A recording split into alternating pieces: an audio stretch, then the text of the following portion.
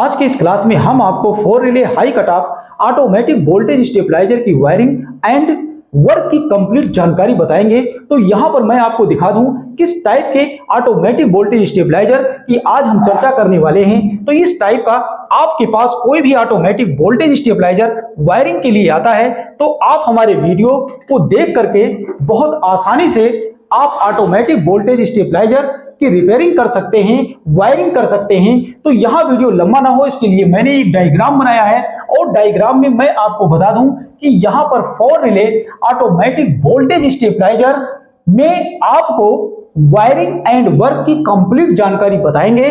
और मैं यहां पे बता दूं कि इस ऑटोमेटिक वोल्टेज स्टेबलाइजर में हमने हाई कट ऑफ रिले का प्रयोग किया है। ये high cut off relay automatic voltage stabiliser में कैसे कार्य करता है, इसका कनेक्शन कैसे होता है, तो इसकी डिटेल में हम आपको जानकारी बताएंगे। और आपको बता दें कि ये जो वायरिंग मैंने बनाया है ये single phase automatic voltage stabiliser की वायरिंग है। और यदि आप 5 किलोवाट के स्टेबलाइजर की वायरिंग करने जा रहे हैं तो आपको यहां पर 24 वोल्ट 25 एम्पियर रिले का प्रयोग करना है यदि आप 5 किलोवाट की स्टेबलाइजर की वायरिंग कर रहे हैं। तो मैं आपको यहां पर इस स्टेबलाइजर में लगने वाले कंपोनेंट से पहले परिचय कराता हूं, उसके बाद आपको इस प्रकार की ऑटोमेटिक वोल्टेज स्टेबलाइजर की वायरिंग और कार्य के बारे में बहुत डिटेल से बताऊंगा। आप मेरे वीडियो को अंत तक अगर देख लेते हैं तो आपको ऑटोमेटिक वोल्टेज स्टेबलाइजर के संबंध में किसी दूसरे के काउंटर से मदद नहीं लेना होगा। तो चलिए मैं आपको पहले इसमें लगने वाले कंपोनेंट से परिचय करा दूं। तो यहां पर आप देख सकते हैं कि इस ऑटोमेटिक वोल्टेज स्टेबलाइजर में हमने लगाया क्या है। यहां पर हमने एक एमसीबी लगाया है और ये एमसीबी जो आप देख रहे हैं ये स्टेबलाइजर को ऑन ऑफ कराने के लिए लगाया जाता है या किसी कारण से स्टेबलाइजर में ओवरलोड हो जाता है या शॉर्ट सर्किट हो जाती है तो हमारी एमसीबी ट्रिप कर जाती है। इसके अलावा इसमें हम आपको बता दें कि यहां पर वायर कनेक्टर के रूप में हमने, जैसे आप socket 5 pin socket 3 pin socket देखे होंगे लगा होता है छोटे स्टेबलाइजर में, उसका प्रयोग होता है। लेकिन बड़े स्टेबलाइजर में इस तरह का वायर कनेक्टर आपको लगाना होता है। तो ये इनपुट और आउटपुट वाले स्थान पे आपको इसे टाइट कर देना होता है और कनेक्शन जोड़ना रहता है। इसके बाद आप यहां देखेंगे ये आपका 2 वे स्विच। यहां पे मैं आपको बता दूं ऑटोमेटिक वोल्टेज स्टेबलाइजर में 2 वे स्विच का कार्य क्या होता है। तो ये इनपुट और आउटपुट सप्लाई को सेलेक्ट करता है और सेलेक्ट करके आप यहां देखेंगे वोल्ट मीटर में भेजता है, जिससे आपका वोल्ट मीटर इनपुट और आउटपुट सप्लाई की रीडिंग को दर्शाता है। तो मैं आपको यहां पे बता दूं, देखेंगे कि 2 एलईडी का मैंने यहां पे प्रयोग किया है और दोनों एलईडी आप देखेंगे एक रेड है और एक ग्रीन है। तो ये जो इसकी रेड एलईडी लगी है, जब आपके स्टेबलाइजर में high cut off relay on हो जाएगा अर्थात हाई कट ऑफ रिले कार्य करेगा, उस समय यानी वोल्टेज आपके स्टेबलाइजर का ज्यादा हो जाएगा तो इसमें लाल बत्ती जल जाएगी। और जब सामान्य रूप से ये स्टेबलाइजर अपने आउटपुट पर वोल्टेज कंटिन्यू भेजेगा तो उस समय स्टेबलाइजर में यहां पर हरी बत्ती जल जाएगी। तो इस तरह से इसमें हमने रेड और ग्रीन एलईडी का प्रयोग किया हूं। और मैं आपको यहां पे बता दूं कि यहां आप जो रेजिस्टेंस देख रहे हैं ये कार्बन कलर रेजिस्टेंस इसमें हमने लगाया है। और यहां आप देखेंगे 100 किलो ओम का ये रेजिस्टेंस होता है, भूरा काला पीला इसका कलर कोड होता है। और इसके अलावा मैं आपको दिखा दूं यहां आप देखेंगे ट्रिगर ट्रांसफार्मर के रूप में हमने 024 750 मिली एम्पियर का ये ट्रांसफार्मर लिया हूं। तो इसके अलावा आपको मैं बता दूं कि यहां पर एक ऑटो कट सर्किट या रिले कंट्रोल सर्किट बोर्ड भी आप कह सकते हैं। तो इस तरह से आपको एक कार्ड इसमें वायरिंग के रूप में मिलेगा, जोड़ना होता है रिले को कंट्रोल कराने के लिए। यहां देखेंगे कार्ड में यहां पर एक आईसी लगी है और हमने आईसी का यहां नंबर भी दर्शा दिया है, LM324N नंबर की इसमें एक आईसी लगी है। तो कार्ड कैसे कार्य करता है हम आपको इसकी डिटेल में अभी जानकारी बताएंगे। कैसे ये कार्ड कार्य करता है, तो रिले हमारा हाई वोल्टेज पे और लो वोल्टेज पे कार्य करता है, कैसे हाई कट ऑफ हो जाता है इसके अलावा हम आपको बता दें, इसमें जो ऑटो ट्रांसफार्मर लगा है, तो ये ऑटो ट्रांसफार्मर में टेक्नीशियन को थोड़ा सा डाउट होने लगता है। डाउट कहां पे होता है कि ऑटो ट्रांसफार्मर में वायर की पहचान कैसे करें। तो हम आपको बता दें कि इस ऑटो ट्रांसफार्मर में कुल कितने तार हैं, तो आपको एक तरफ से यहां गिन लेना है। यहां पर देखेंगे 1 2 3 4 5 6 7 8 9 तार। तो आप इस तरह से सोचेंगे कि 9 तार तो बता दिया गया, लेकिन यहां तो 4 तार लिखा है। तो हम आपको बता दें कि ऑटो ट्रांसफार्मर में आप देखेंगे कि 2 इसमें सेकेंडरी वाइंडिंग बनाई गई है ट्रिगर वोल्टेज के रूप में, जहां से ये जो मेरा कार्ड लगा है, इस कार्ड से इसकी सेकेंडरी का तार जोड़ दिया जाता है। अब आप सोचेंगे तो ये तार की पहचान कैसे हो, कि कैसे हम जाने कि ये 4 तार सर्किट में जाएगा। तो इसके लिए आप ये जान लीजिए, कोई भी स्टेबलाइजर में आप इसका अध्ययन करते हैं तो इसमें जो मेन वाइंडिंग होती है ये मोटे तार से होता है, लेकिन जो इसका 024 018 का वायर होता है ये हमेशा पतला होता है। अब इसमें मैं आपको बता दूं कि इसमें 018 और 024 की आप पहचान कैसे करेंगे। तो 018 के बीच का जो रेजिस्टेंस होता है, डिजिटल मल्टीमीटर से जब आप चेक करते हैं तो इसके बीच का रेजिस्टेंस ज्यादा होता है, 018 के बीच का रेजिस्टेंस कम होता है, और 024 के बीच का जो रेजिस्टेंस होता है वो 018 की अपेक्षा अधिक होता है। अब यहां पर आपका कौन सा वायर बचा, ये आप सोचेंगे 0 1 2 3 4। इसमें आप कैसे जाने कि इसका 0 तार कौन है, 1 नंबर कौन है, 2 3 4 की पहचान कैसे करेंगे। तो यहां पर आप समझ लीजिए कि यहां देखेंगे 0 के पास में ये सिंगल वायर निकला है। आप देखेंगे 4 नंबर जहां लिखा है वहां भी सिंगल वायर है। तो सिंगल वायर यहां और सिंगल वायर यहां, तो हम 0 इसको भी मान सकते हैं? नहीं। क्यों? क्योंकि यहां पर आप देखेंगे अगर ये सिंगल वायर है तो इसके बगल डबल वायर है, तो यहां दोनों वायर के बीच आपको डिजिटल मीटर से रेजिस्टेंस चेक कर लेना है। ठीक उसी प्रकार से यहां यदि सिंगल वायर है तो इसके बगल यहां पर डबल वायर है, इसके बीच आपको रेजिस्टेंस चेक कर लेना है। और रेजिस्टेंस में आपको समझना क्या है, जिन 2 वायर के बीच में, जैसे 1 और 0 के बीच का रेजिस्टेंस और 4 और 3 के बीच का रेजिस्टेंस, किसमें रेजिस्टेंस ज्यादा है, तो जिसमें आपका रेजिस्टेंस ज्यादा मिले वो आपका हो जाएगा प्राइमरी। तो प्राइमरी आप इसको मान लेंगे, और उसमें जो सिंगल वायर होगा उसको 0 मान लेंगे, और ठीक उसके बगल वाले को 1 नंबर, उसके बगल वाले को 2 नंबर, उसके बगल वाले को 3 और 4 नंबर। इस तरह से आप ट्रांसफार्मर में इसके वायर की पहचान बहुत आसानी से कर सकते हैं। तो चलिए यहां पर ऑटोमेटिक वोल्टेज स्टेबलाइजर की आपको वायरिंग कैसे करना है, वायरिंग की कंप्लीट जानकारी मैं आपको यहां बहुत अच्छे तरीके से बताऊंगा। तो यहां आपको समझना यह है कि ऑटोमेटिक वोल्टेज स्टेबलाइजर में आपने वायर कनेक्टर यहां पर 2 लगा दिया है, एक इनपुट के मार्ग में और एक लगा है आउटपुट के मार्ग में। तो इनपुट के मार्ग में जो तार जुड़ेगा वो आपके मेन लीड, अर्थात जो चाहे उसको आप खंभे से मान लीजिए, आपके मेन बोर्ड से मान लीजिए, जो आपके घर में सप्लाई आई है स्टेबलाइजर को, जिसे आपको देना है। तो स्टेबलाइजर में न्यूट्रल और फेस, तो यहां देखेंगे यहां न्यूट्रल और यहां फेस मैंने लिख दिया है। तो यहां पे न्यूट्रल फेस जब आप देंगे तो ये स्टेबलाइजर आपका कार्य करेगा। तो चलिए इसमें हम सबसे पहले न्यूट्रल तार कहां कहां जुड़ेगा उसकी जानकारी पूरी कर लेते हैं, उसके बाद फेज को हम जानेंगे ये कहां जुड़ेगा। तो यहां आप जान लीजिए न्यूट्रल यहां आपको देना है, और जब आपने यहां पे न्यूट्रल दे दिया तो यहां से न्यूट्रल आपका निकला, और यहां से आपका न्यूट्रल निकल करके सीधे मेन ऑटो ट्रांसफार्मर के 0 वाले तार से जोड़ देना है। और यही न्यूट्रल आपका देखेंगे कहां जा रहा है, ये सीधे आउटपुट सॉकेट या आउटपुट वायर कनेक्टर में आपको न्यूट्रल देना है, और यही न्यूट्रल आपको वोल्ट मीटर से जोड़ देना है। और यही न्यूट्रल आपको कहां से जोड़ देना है, दोनों एलईडी का एक एक पिन यहां आप देख रहे हैं जुड़ा है, आपको भी यहां जोड़ देना है। इसके बाद ये न्यूट्रल आपका यहां देखेंगे, ये जो आपका 024 750 मिली एम्पियर का मैंने ट्रांसफार्मर लगाया है, इसकी प्राइमरी का एकता आपको यहां पे जोड़ देना है। और ये जान लीजिए अब इसके अलावा न्यूट्रल का तार कहीं नहीं जुड़ेगा। अब आपको क्या जोड़ना है, फेज। तो यहां पे आप देखेंगे फेज सप्लाई तो फेज सप्लाई के रूप में यहां आप देख सकते हैं कि ये यहां पर मैंने यल लिख दिया है, तो यहां से फेज सप्लाई आपका निकलेगा और निकलने के बाद कहां आएगा, एमसीबी में आएगा। तो एमसीबी में आपने जब फेज दे दिया तो इसके दूसरे पिन से फेज आउट करेगा एमसीबी। तो यहां से आप देख रहे हैं दो जगह हमने फेज को बांट दिया है।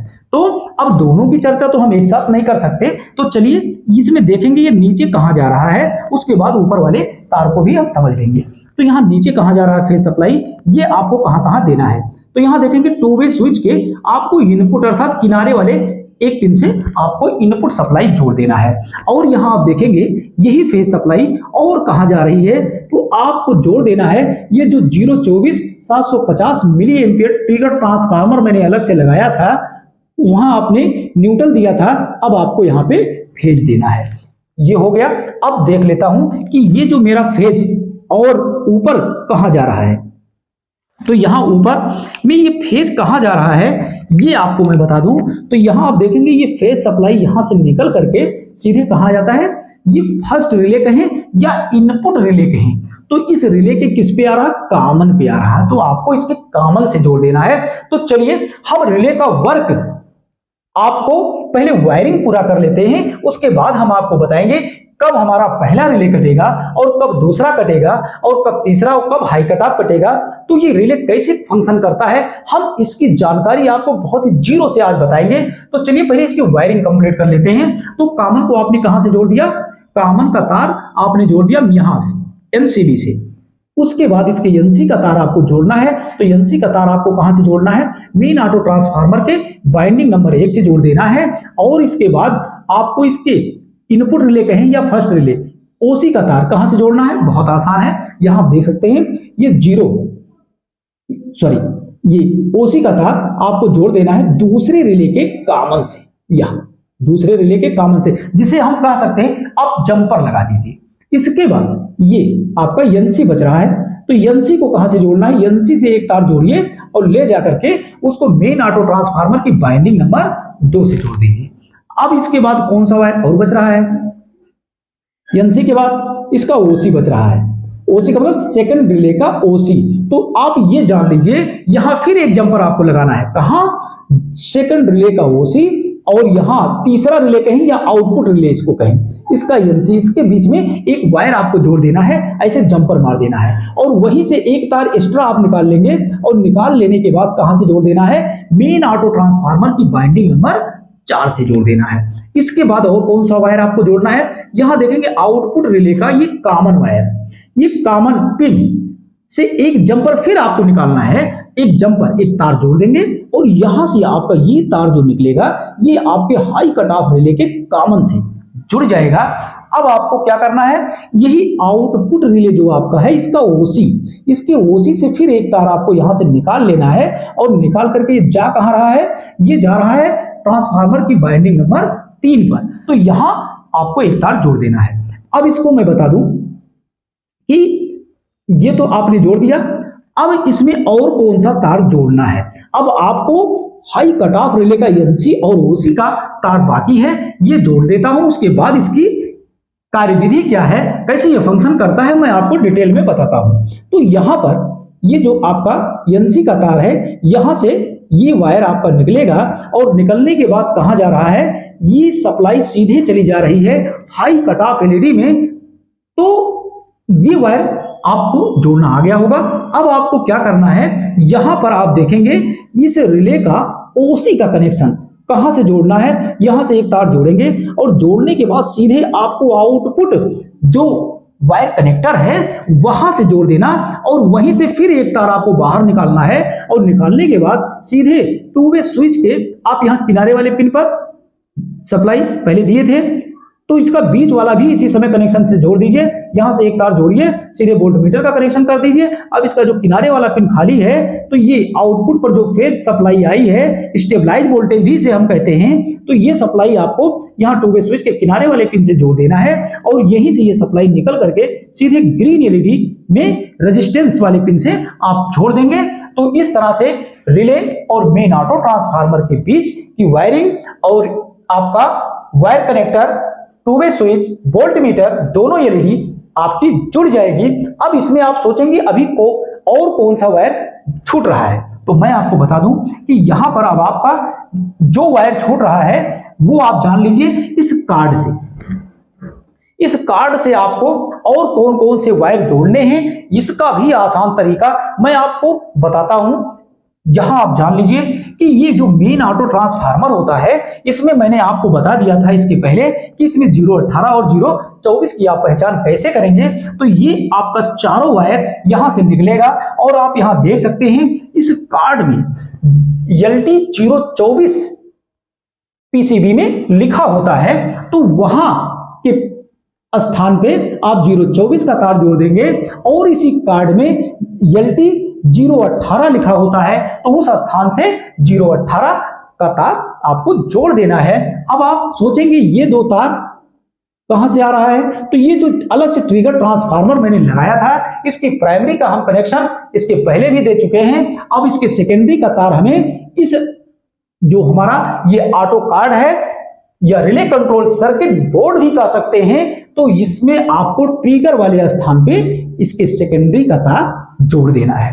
अब मैं आपको बता दूं क्योंकि टेक्नीशियन को यहां थोड़ा डाउट होने लगता है कि रिले के कॉइल का कनेक्शन कैसे करें, क्योंकि यहां पर ये जो कार्ड हमारा लगा है ये फंक्शन जब करता है तो इस रिले कॉइल को धन सप्लाई और नेगेटिव सप्लाई कब और कैसे भेजता है ये मैं आपको बता दूं। उसके बाद हम आपको बताएंगे ये हमारा रिले जब हमारे घर की इनपुट सप्लाई बढ़ती है तो ये कैसे कार्य करता है और घट जाती है तो ये हमारा रिले कैसे कार्य करता है। तो यहां आप इसको जान लीजिए कि ये जो आपका कार्ड लगा है इसमें 4 प्रीसेट लगे हैं, ये 4 प्रीसेट लगे हैं और ये 4 प्रीसेट आपको यहां पर स्टेप बाय स्टेप ट्यून कराना होता है। तो आपका ये जो चारों रिले लगे हैं ये रिले आपके स्टेप बाय स्टेप कटेंगी। तो मैं आपको अभी बताऊंगा इसकी जानकारी कि किस पोजीशन में आपको कौन सा रिले ट्यून कराना है। इसके बाद यहां देखेंगे एक आईसी लगी होती है, ये आईसी ये सप्लाई को रेगुलेट करता है और रेगुलेट करने के बाद यहां आप देखेंगे ट्रांजिस्टर लगा है। तो यहां पर ये आईसी जब आप प्रीसेट को ट्यून कराते हैं तो प्रीसेट का ट्यून वोल्टेज हमारे आईसी में आता है और आईसी से वह सप्लाई रेगुलेट होकर के यहां ट्रांजिस्टर को पल्स के रूप में सप्लाई आप मिल जाती है, जिससे ये ट्रांजिस्टर जब फंक्शन करता है तो फंक्शन करने के दौरान ये अपने अपने कलेक्टर से निगेटिव सप्लाई को आउट करता है। तो इनका जो कलेक्टर होता है वो कहां से जुड़ा होता है, अगर हम इसका कलेक्टर इसमें जोड़ देते तो थोड़ा सा डायग्राम और टफ हो जाता है। तो इसका प्रैक्टिकली अध्ययन आप हमारे नेक्स्ट वीडियो में जा करके बहुत आसानी से समझ सकते हैं। तो यहां पर आप देखेंगे कि ये जो आपका कनेक्टर के रूप में जहां से वायर निकल रहा है इसमें 1 नंबर का तार कहां से जोड़ देना है, यहां रिले में देखेंगे पहले रिले में आ रहा है। तो इस पे कौन सी सप्लाई आ रही है, इस पे निगेटिव सप्लाई आती है, माइनस वोल्ट। कब आता है, यहां पे जान लीजिए कि जब आपके इस कार्ड में पहले वाले प्रीसेट को ट्यून कराया जाता है तो उस समय आपका ये ट्रांजिस्टर फंक्शन के दौरान अपने कलेक्टर से वोल्टेज को निकाल करके यहां निगेटिव भेज देता है। तो ये आप सोचेंगे यहां पॉजिटिव कहां से आया, तो ये बहुत आसान है, पॉजिटिव को पहुंचाना बहुत आसान है। कैसे, यहां पर आप देखेंगे यहां पॉजिटिव आता है और ये जो यहां पॉजिटिव आप देख रहे हैं ये पॉजिटिव सब में जा रहा है। यहां देखेंगे ये हमारा हाई कट ऑफ रिले है, इसमें भी जा रहा है, ये हमारा आउटपुट रिले है, इसमें भी पॉजिटिव जा रहा है, ये हमारा ये सेकंड रिले है तो इसमें भी जा रहा है, ये हमारा फर्स्ट रिले है जिसे हम इनपुट रिले कहते हैं तो इसमें भी जा रहा है। तो इसका तार जोड़ना बहुत आसान है क्योंकि यहां जहां से आपको तार जोड़ना होता है वहां कॉमन लिखा होता है, लेकिन बाकी जो इसमें पहला दूसरा आउटपुट रिले और हाई कट ऑफ इनका एक एक तार आपको कहां से जोड़ना है। यहां पर देखेंगे पहला रिले के लिए यहां 1 लिखा होता है, यहां से जोड़ देंगे, दूसरे रिले के लिए यहां 2 लिखा होता है तो यहां से आप जोड़ेंगे तो यहां निगेटिव आएगी, इसको यहां से जोड़ेंगे यहां निगेटिव आ जाएगा, आउटपुट से इसका तार जब यहां जोड़ देंगे तो यहां निगेटिव आ जाएगा। तो यहां हाई कट ऑफ में भी निगेटिव आता है और प्लस कॉमन से निकलता है तो दो सभी रिले में यहां प्लस चला जाता है। तो इस तरह से जब ये कार्ड कार्य करेगा तो प्लस माइनस वोल्टेज यहां आएगा, और जब यहां प्लस माइनस वोल्टेज आएगा तो ये हमारा रिले फंक्शन करेगा। हम आपको अब बताएंगे कि ये रिले फंक्शन जब करता है तो किस समय इसका एनसी ओसी कॉमन एक दूसरे से कटता है और जुड़ता है, तो हमारे स्टेबलाइजर का जो वोल्टेज होता है वो एक समान रूप से हमारे आउटपुट सॉकेट को मिलता है, जिससे हमारे घर का उपकरण चलता है। तो चलिए अब मैं आपको बताऊंगा। आप यहां ये मान लीजिए हम अपने यहां स्टेबलाइजर क्यों लगाते हैं। इसलिए लगाते हैं कि जब हमारे घर की सप्लाई ज्यादा आ जाए या हमारे घर की सप्लाई बहुत कम आ जाए तो स्टेबलाइजर हमारे उपकरण की सुरक्षा करता है और उसको एक निश्चित सप्लाई कंटिन्यू भेजने का कार्य करता है। तो यहां आप जान लीजिए कि आपके घर में इनपुट सप्लाई बहुत कम आई है। तो जब इनपुट सप्लाई बहुत कम आता है तो यहां पर हमने आपसे अभी कहा था कि हम आपको हाई कट ऑफ रिले की कंप्लीट जानकारी देंगे। तो हम शुरुआत हाई कट ऑफ रिले से पहले करेंगे। तो ये हमारा हाई कट ऑफ रिले है। तो हाई कट ऑफ रिले यहां पर कैसे वर्क करता है इसको आप जान लीजिए। तो हाई कट ऑफ रिले कार्य कैसे करता है, जैसे आपके पास कोई 90 वोल्ट का स्टेबलाइजर है, आपके पास 90 वोल्ट का है, या आपके पास कोई स्टेबलाइजर 110 वोल्ट का है, 135 वोल्ट का है। तो इस तरह से ये इनपुट सप्लाई है। तो उस समय जब आप स्टेबलाइजर को सप्लाई देते हैं, कितना देते हैं, जितने वोल्ट से वो स्टेबलाइजर बनाया गया है, तो जैसे उतनी सप्लाई आपकी स्टेबलाइजर में इसके इनपुट वायर कनेक्टर में आएगा, तो यहां वो सप्लाई जैसे आती है तो उस समय ये जो आपका हाई कट ऑफ रिले है ये रिले ऑन हो जाएगा।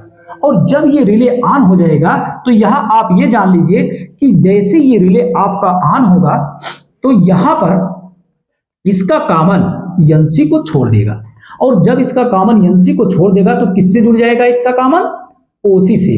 अब इसकी कॉमन पर जो भी सप्लाई आएगी वो ओसी से निकलेगा, और आप यहां जान लीजिए कि ओसी का कनेक्शन किससे हो रहा है, output socket, two way switch और मेन एलईडी अर्थात ग्रीन एलईडी से हम जोड़ देते हैं।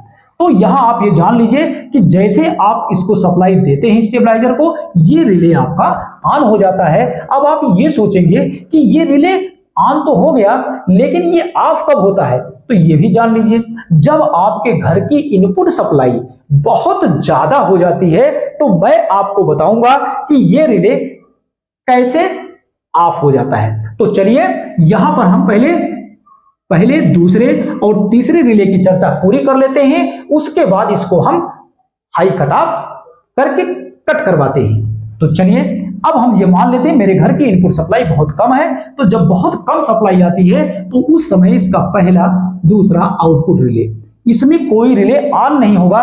जो भी सप्लाई आई है यहां ट्रांसफार्मर की मदद से वह सप्लाई बढ़ाई जाती है और बढ़ाने के बाद सीधे आउटपुट सॉकेट को भेज दिया जाता है। जैसे अब घर में 90 वोल्ट आया है तो रिले यहां पर ऑन नहीं होगा, अगर रिले ऑन होगा तो वोल्टेज कम हो जाएगा, इसलिए कोई रिले यहां पर ऑन नहीं होंगे क्योंकि वोल्टेज कम आया है। यहां कम वोल्टेज को बढ़ाने का कार्य होने जा रहा है। तो यहां देखिए वोल्टेज कम आया है, वोल्टेज बढ़ कैसे रहा है, तो जब वोल्टेज कम आता है तो वो कम वाली सप्लाई अर्थात फेज सप्लाई, क्योंकि न्यूट्रल में कोई परिवर्तन नहीं कराया जाता, यहां फेज सप्लाई में ही परिवर्तन कराया जाता है। तो ये फेज सप्लाई आपका आप देख रहे होंगे कि ये फेज सप्लाई यहां से कहां जा रहा है, यहां देखेंगे ये इनपुट रिले या पहले रिले के कॉमन में आता है। तो कॉमन किससे जुड़ा होता है, सामान्य दशा में जैसे आप चाहे रिले मार्केट से खरीद के लाए या स्टेबलाइजर में ही लगा है उसको समझ लीजिए, सामान्य दशा में रिले का कॉमन एनसी से जुड़ा होता है। इस प्रकार इसके कॉमन पर जितनी सप्लाई आएगी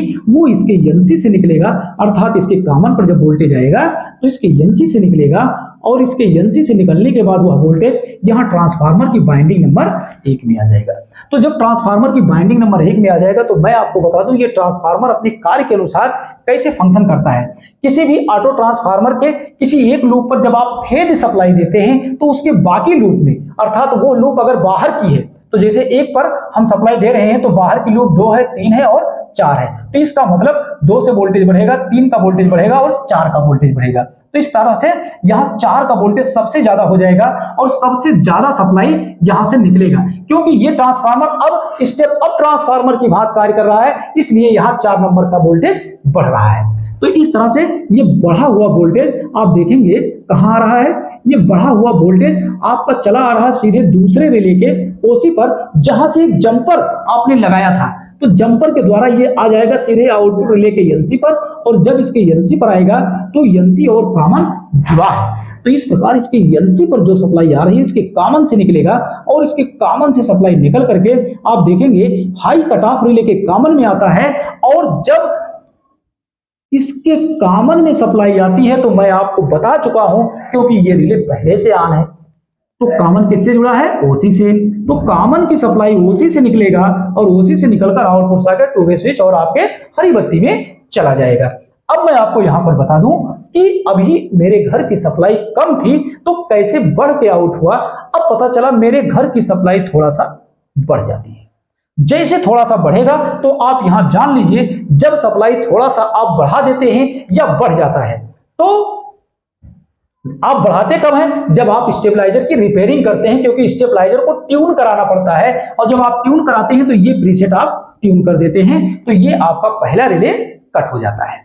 और जब ये पहला रिले कट हो जाता है तो मैं आपको बता दूं कि ये रिले कट कैसे होता है, यहां प्लस और माइनस सप्लाई आ जाती है, और जैसे यहां प्लस माइनस की सप्लाई आती है तो कॉइल में मैग्नेट बनता है, और जैसे कॉइल में मैग्नेट बनता है तो रिले के अंदर का जो फंक्शन होता है इसका कॉमन एनसी को छोड़ देता है और इसका कॉमन ओसी से जुड़ जाता है। इस प्रकार इसके कॉमन पर जो भी सप्लाई होगी अब वो ओसी से निकलेगा, क्योंकि एनसी इसका कॉमन से अलग हो जाता है। ये आपके रिले का फंक्शन होता है। इसमें कनेक्शन के लिए कुल 5 पिने होते हैं। ये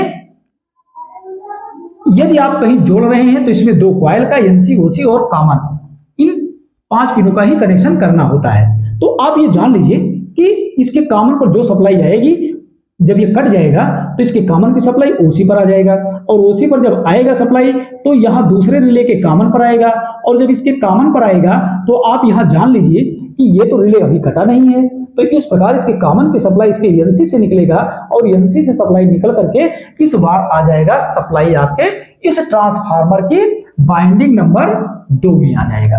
तो जब इस ट्रांसफार्मर की बाइंडिंग नंबर 2 में आ जाएगा तो मैं आपको यहां पे बता दूं कि इसका जो 1 नंबर का बाइंडिंग है, यहां जब सप्लाई आया था तो 2, 3, 4 से वोल्टेज बढ़ा था, लेकिन इस बार फेज सप्लाई 2 पे आ रहा है, तो बताइए 3 और 4 पर वोल्टेज घट जाएगा। तो इस तरह से इसके 4 नंबर की सप्लाई कम हो जाएगी, और ये घटा हुआ वोल्टेज आपका यहां से निकलेगा और दूसरे रिले के ओसी में आएगा, और दूसरे रिले के जब ओसी में आएगा तो आप जान रहे हैं कि इसका ओसी इसके एनसी से जुड़ा है, जंपर लगा है, तो इस प्रकार इसके एनसी की सप्लाई इसके कॉमन से निकलेगा, और इसके कॉमन से निकलने के बाद ये आपके हाई कट ऑफ रिले के कॉमन में आएगा। ये रिले पहले से ऑन है, इस प्रकार इसके कॉमन की सप्लाई इसके ओसी से निकलेगा, और आप जान रहे हैं कि ओसी का connection output socket two way switch और हरी बत्ती से आप इसके पहले भी जोड़े थे, तो इस तरह से यहां सप्लाई आ जाएगी। कैसे घट के आएगी, अब आपको मैं बता दूं, अब यही स्टेबलाइजर में आप वोल्टेज बढ़ा देते हैं या बढ़ जाता है, तो जब आप रिपेयरिंग करते हैं वोल्टेज को बढ़ा देते हैं तो आप दूसरा रिले ट्यून कराते हैं, अर्थात क्या होता है, यहां पर इस प्रीसेट को आप ट्यून कराते हैं, तो जब इस प्रीसेट को आप ट्यून कराते हैं तो अर्थात इस रिले के कॉइल में प्लस माइनस सप्लाई आ जाती है, और ये रिले कट जाता है, और जब ये रिले कट जाता है तो इसका कॉमन एनसी को छोड़ देता है। तो यहां आप ये जान लीजिए इस बार इसके कॉमन पर जो फेज सप्लाई आ रही थी इसके पहले, तो वो फेज सप्लाई अब एनसी से नहीं निकलेगा, क्योंकि इसके पहले एनसी से निकलकर बाइंडिंग नंबर 2 में गया था, लेकिन अब वही फेज सप्लाई आपका इसके ओसी पर डायरेक्ट आ जाएगा। तो जब ये फेज सप्लाई इसके ओसी पर डायरेक्ट आ जाएगा तो वही फेज सप्लाई आप देख रहे हैं कि आउटपुट रिले के बीच में एक जंपर लगा है, तो वो फेज सप्लाई सीधे आउटपुट रिले के एनसी पर आएगा। तो एनसी और कॉमन इसका अभी सटा हुआ है, क्यों, ये अभी आउटपुट रिले मेरा कटा नहीं है, तो एनसी की सप्लाई इसके कॉमन पर आएगा, और कॉमन का वोल्टेज यहां से निकल करके हाई कट ऑफ रिले के कॉमन पर आएगा, और आप जान रहे हैं कि ये रिले पहले से ऑन है, तो इस प्रकार इसके ओसी से सप्लाई निकलकर output socket two way switch और हरी बत्ती में चला जाएगा। तो इस तरह से वोल्टेज हमारा डाउन हो जाएगा, अगर बढ़ के आएगा तो इस तरह से हमारा वोल्टेज कम हो जाएगा। अब आप यहां जान लीजिए कि आप अपने स्टेबलाइजर का वोल्टेज बढ़ा रहे हैं या बढ़ जाता है। तो आप अगर रिपेयरिंग कर रहे हैं, वोल्टेज बढ़ा रहे हैं, तो आप इस बार इसका ये आउटपुट रिले, जिसे आप कह सकते हैं तीसरा रिले आप ट्यून कराएंगे। तो जब यहां आप तीसरा रिले ट्यून कराते हैं तो उस समय तीसरे रिले के कॉइल में प्लस माइनस सप्लाई आ जाएगी। तो जब यहां प्लस माइनस सप्लाई आ जाएगी तो ये रिले कार्य करेगा। तो जब ये कार्य करेगा तो इसका कॉमन एनसी को छोड़ देगा, और जैसे इसका कॉमन एनसी को छोड़ देगा तो कॉमन किससे जुड़ जाएगा? कॉमन आपका जुड़ जाएगा इसके ओसी से। अब आप यहां ये जान लीजिए कि जब इसका कॉमन ओसी से जुड़ जाएगा तो उस समय हो क्या रहा है, क्योंकि फेज सप्लाई तो एनसी पर थी ना, तो जब ये रिले कट जाएगा तो फेज तो यहीं रुक जाएगा। अब इसके कॉमन पर सप्लाई कहां से आएगी? तो यहां आप ये जान लीजिए कि जो फेज सप्लाई इसके एनसी पर था वही सप्लाई यहां से लौट जाएगी, और ये सप्लाई लौट करके बाइंडिंग नंबर 4 में आ जाएगा फेज सप्लाई। तो अब आपको हम बता दें कि इसके पहले जब सप्लाई आप यहां या यहां दिए थे तो 3-4 का वोल्टेज बढ़ रहा था, लेकिन इस बार फेज सप्लाई 4 पे आया है। तो मैंने आपको बताया है सिद्धांत के अनुसार जब ये हमारा ऑटो ट्रांसफार्मर कार्य करता है तो दी गई सप्लाई के बाहर की कॉइल, अब आप बताएंगे कि यहां सप्लाई अगर आ जाए तो इसके बाहर तो कोई कॉइल है नहीं, अब जो भी कॉइल है इसके अंदर है 3, 2, 1। तो दी गई सप्लाई के अंदर की कॉइल, अब आप सोचेंगे यहां कि वोल्टेज घटेगा कि बढ़ेगा। आप सोच लीजिए, मैं तो बताने जा रहा हूं। तो यहां 4 नंबर पर अगर सप्लाई आ रही है तो 3, 2 और 1 का वोल्टेज स्टेप डाउन ट्रांसफार्मर की भांति घट जाएगा, और वो घटा हुआ वोल्टेज यहां 3 नंबर से आप देखेंगे निकलेगा। और 3 नंबर से निकलने के बाद क्योंकि ये रिले कट चुका है, इस बार तीसरा रिले कटा है, तो यहां पर आपका ये कम वोल्टेज, माने जितनी सप्लाई आपके घर में आ रही है उससे कम वोल्टेज यहां पर है, और ये घटा हुआ वोल्टेज तीसरे रिले के ओसी में आ जाएगा। और जैसे इसके ओसी में आएगा, क्योंकि ये कट चुका है, तो इसके कॉमन से घटा हुआ वोल्टेज आपके हाई कट ऑफ रिले के कॉमन पे आ जाएगा। तो ये रिले पहले से कट चुका है तो इसके कॉमन की सप्लाई इसके ओसी से निकलेगा, और वो निकल करके आउटपुट सॉकेट 2 वे स्विच और हरी बत्ती में जाएगा। तो यहां पर मैं पहला, दूसरा और तीसरा रिले अब तक कट करा चुका हूं। अब यहां आप ये जान लीजिए कि यदि किसी भी स्टेबलाइजर में इनपुट सप्लाई का अपना एक एरिया, एक रेंज होता है कि उससे ज्यादा अगर सप्लाई आ जाएगी तो हमारे स्टेबलाइजर से जो भी उपकरण चल रहे हैं वो खराब हो जाएंगे।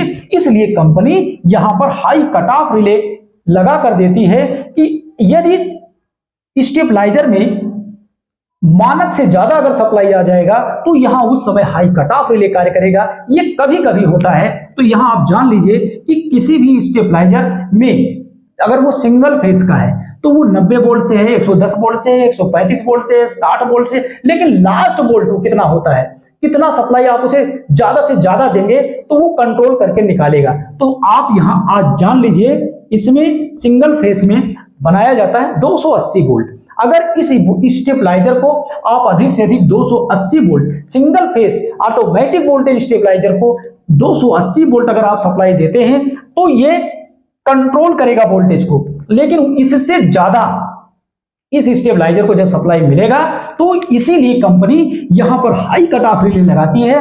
और ये हाई कट ऑफ रिले उस समय क्या होता है आप जान लीजिए। अभी मैंने आपसे बताया था कि ये रिले ऑन कैसे होता है। तो जब इसको आप इनपुट सप्लाई जैसे देते हैं इस टाइप के स्टेबलाइजर को तो ये ऑन हो जाता है। लेकिन इस स्टेबलाइजर में जब 280 से अधिक सप्लाई इसकी इनपुट वायर कनेक्टर में आ जाता है तो ये रिले हम क्या कराते हैं, रिपेयरिंग के समय हम इसका ये वेरिएबल जो हाई कट ऑफ प्रीसेट है इसको ट्यून करा देते हैं। और जैसे इसको मैं ट्यून कराता हूं तो आप ये जान लीजिए ये जो मेरा हाई कट ऑफ रिले है ये हाई कट ऑफ रिले के कॉइल में सप्लाई आना बंद हो जाता है, जिससे ये रिले एकदम नॉर्मल हो जाता है। जैसे मार्केट से आप रिले खरीद के लाते हैं, कॉमन एनसी आपस में जुड़ा होता है, ठीक उसी प्रकार से ये रिले सामान्य हो जाता है। तो आप सोचिए इसकी इसका जो कॉमन है वो किससे जुड़ जाएगा। तो चलिए मैं बता देता हूं इसका कॉमन, जब ये रिले सामान्य हो जाएगा तो कॉमन किससे जुड़ जाएगा, इसके एनसी से जुड़ जाएगा। अब जितनी बढ़ी हुई सप्लाई इसके कॉमन पर आ रहा था अब वो ओसी से नहीं निकलेगा कि आउटपुट सॉकेट और 2 वे स्विच और बत्ती में जाए और आपके घर का जो भी उपकरण जुड़ा है वो खराब हो जाए। अब इसका कॉमन एनसी से जुड़ जाएगा क्योंकि ये सामान्य दशा में हो चुका है, इसके कॉइल की सप्लाई कट चुकी है। तो इसके एनसी का कनेक्शन जान ले कहां से है, तो इसकी एनसी का कनेक्शन आप देखेंगे यही जा रहा है, और ये एनसी का कनेक्शन इस समय आपके वोल्टेज स्टेबलाइजर में हाई कट ऑफ एलईडी से जुड़ा है। इस समय आपके स्टेबलाइजर में केवल हाई कट ऑफ एलईडी कार्य करेगी, जलेगी, तो आपके आउटपुट वायर कनेक्टर में सप्लाई नहीं आएगा। तो मेरे ख्याल से आपको ऑटोमेटिक वोल्टेज स्टेबलाइजर में इसकी वायरिंग और कार्य और हाई कट ऑफ रिले का कार्य आपके समझ में आ गया होगा। Thank you.